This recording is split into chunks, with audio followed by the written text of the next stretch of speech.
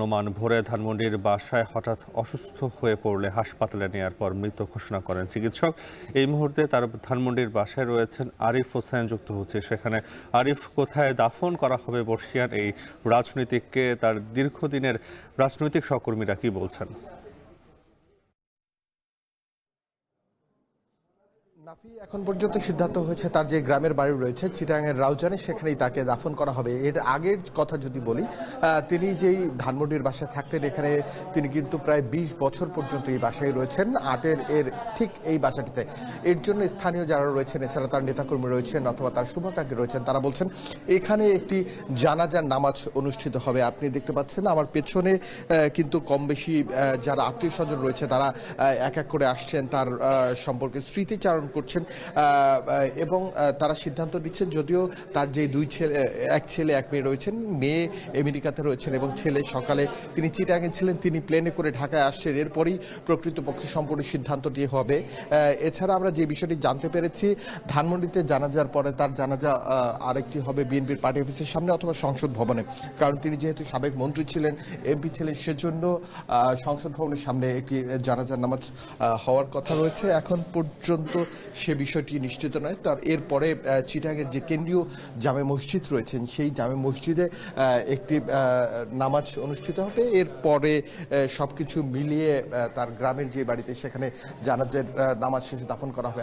আমরা তার দীর্ঘদিনের সহকর্মীদের সাথে কথা বলেছিলাম, তারা আমাদেরকে বলেছেন যে ফ্যাসিস্ট বিরোধী যে আন্দোলন ছিল এবং বিভিন্ন সময় দুর্দিনে তিনি কিন্তু অনেক সক্রিয় ছিলেন এবং এখানে তার স্মৃতিচারণ করছেন অনেকেই। তারা যারা বন্ধু বান্ধব, দীর্ঘদিনের আত্মীয় স্বজন রয়েছেন, তারা কিন্তু তাদের সবকিছু বলছেন, জানছেন এবং বিগত যে ফ্যাসিস্ট সরকার ছিল, অর্থাৎ আওয়ামী লীগ সরকারের বিরুদ্ধে তিনি কিভাবে লড়াই করেছেন, তিনি কিভাবে গণতন্ত্র সমুন্নত করার জন্য খালেদা জিয়ার এক দফা দাবিতে তিনি সমুন্নত ছিলেন এবং তার নির্দেশনা অনুযায়ী সবসময় কাজ করেছেন এবং সব মহলে সমাদৃত। তার ঘনিষ্ঠজনদের সাথে আমরা কথা বলেছিলাম, তারা বলছেন তার মতো মানুষ হয় না এবং তার যারা দীর্ঘদিনের ড্রাইভার ছিলেন, কর্মকর্তা ছিলেন, কর্মচারী ছিলেন, সবাই আবেগ আপ্লুত হয়ে পড়েছেন। কারণ এভাবে একটি বিদায় যেটি কোনোভাবেই মানা যায় না। সকালে হুট করে তিনি উঠেছেন, ওঠার পরে চা খেয়েছেন, বিস্কুট খেয়েছেন।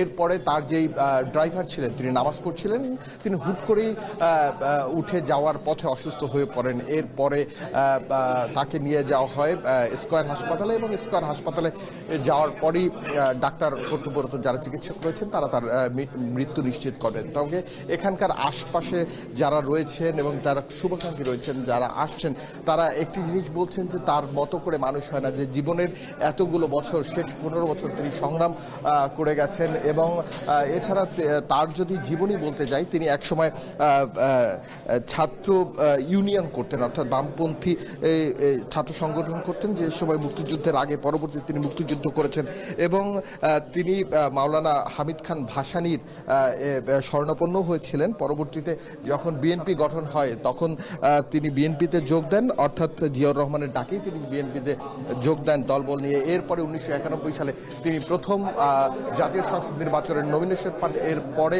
2001 সালে, অর্থাৎ 91 এবং 2001, এই দুইবার তিনি নির্বাচিত সাংসদ ছিলেন। অবশ্য 1991 সালে তিনি মন্ত্রীও হয়েছিলেন প্রথম দিকে। পরবর্তী 2001 সালে ক্ষমতায় আসার পরে তিনি খাদ্যমন্ত্রীর দায়িত্ব পালন করেন।